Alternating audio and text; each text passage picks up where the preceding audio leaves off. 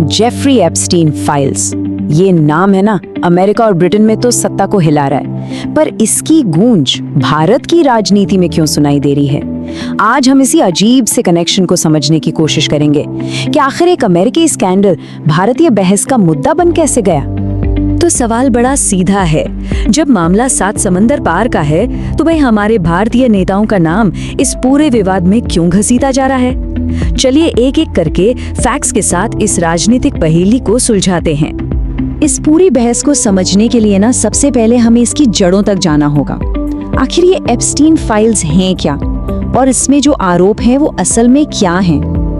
देखिए, ये कोई छोटे मोटे आरोप नहीं हैं। जेफरी एप्स्टीन पर नाबालिगों के यौन शोषण, सेक्स ट्रैफिकिंग और दुनिया की कुछ सबसे ताकतवर हस्तियों के साथ मिलकर एक क्रिमिनल साजिश रचने जैसे बेहद संगीन इल्जाम थे।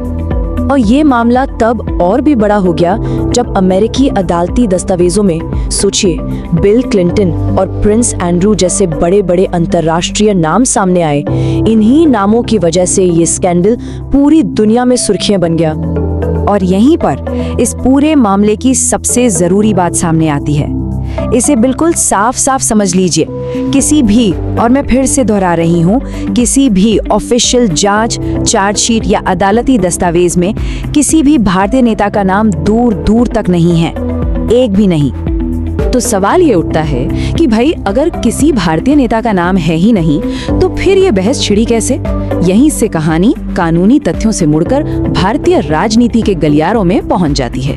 देखते हैं कैसे। ग्लोबल एलीट, विदेशी लिंक, सीक्रेट नेटवर्क, ये शब्द सुनने में कितने भारी लगते हैं, है ना? बस इन्हीं शब्दों का इस्तेमाल किया गया एक माहौल, एक नैरेटिव बनाने के लिए। बिना किसी सबूत के इस स्कैंडल को भारतीय राजनीति से जोड़ने की एक कोशिश की गई। और इस बनाए गए नैरेटिव के बिल्कुल सेंटर में एक नाम को रखा गया, राहुल गांधी। सवाल ये है कि आखिर उनका नाम इस पूरे विवाद में घसीटा कैसे गया? अच्छा, इसकी वजह काफी साफ है। एक तो वो अक्सर विदेशी यूनिवर्सिटीज में स्पीच देते हैं, ग्लोबल डेमोक्रेसी जैसे मुद्दों पर बात करते हैं, तो इस वजह से उन्हें विदेशी इकोसिस्टम वाले नैरेटिव में फिट करना आसान हो जाता है। और जाहिर है, विपक्ष का सबसे बड़ा चेहरा होने के नाते वो ऐसे राजनीतिक हमलों के लिए एक आसान टारगेट बन ही जाते हैं। तो सबसे जरूरी बात यही है कि नैरेटिव और हकीकत में जमीन आसमान का फर्क है। एक तरफ सोशल मीडिया पर लगाए गए आरोप है और दूसरी तरफ है कानूनी हकीकत, जिसमें उनका कहीं कोई जिक्र तक नहीं है। आरोप का शोर तो बहुत है पर सबूत जीरो। अब जरा सिक्के का दूसरा पहलू भी देख लेते हैं। इस बहस में प्रधानमंत्री नरेंद्र मोदी का नाम भी घसीटने की कोशिश हुई, तो ये समझना भी जरूरी है कि उस दावे में आखिर कितना दम है। देखिए, प्रधानमंत्री मोदी की जितनी भी विदेश यात्राएं या मुलाकातें होती हैं, वो सबकी सब ऑफिशियल होती हैं। जैसे G20 समिट हो गया या दूसरे देशों के साथ डिप्लोमेटिक दौरे, ये सब कुछ पब्लिक रिकॉर्ड में मौजूद है। इसका एप्स्टीन मामले के उस निजी और आपराधिक नेटवर्क से दूर दूर तक कोई लेना देना ही नहीं है। इसलिए उनका नाम इस मामले से जोड़ना ये कोई राजनीतिक आलोचना नहीं है, बल्कि ये सीधी सीधी गलत सूचना या कह लीजिए कि मिस इन्फॉर्मेशन फैलाना है, क्योंकि उनके खिलाफ ऐसा कोई रिकॉर्ड, कोई सबूत मौजूद ही नहीं है। तो चलिए, अब तक हमने जो कुछ भी देखा और समझा उसे एक बार आमने सामने रखकर देखते हैं। इससे पूरी तस्वीर शीशे की तरह साफ हो जाएगी।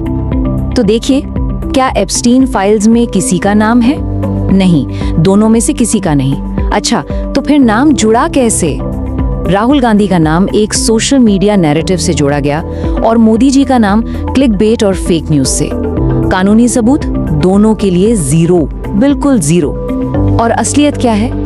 एक को राजनीतिक निशाना बनाया जा रहा है और दूसरे की ऑफिशियल डिप्लोमेटिक भूमिका को तोड़ मरोड़ कर पेश किया जा रहा है। और यही इस पूरे विश्लेषण का निचोड़ है। एक इतना गंभीर आपराधिक जांच का मामला भारत में आकर एक राजनीतिक हथियार बन गया है।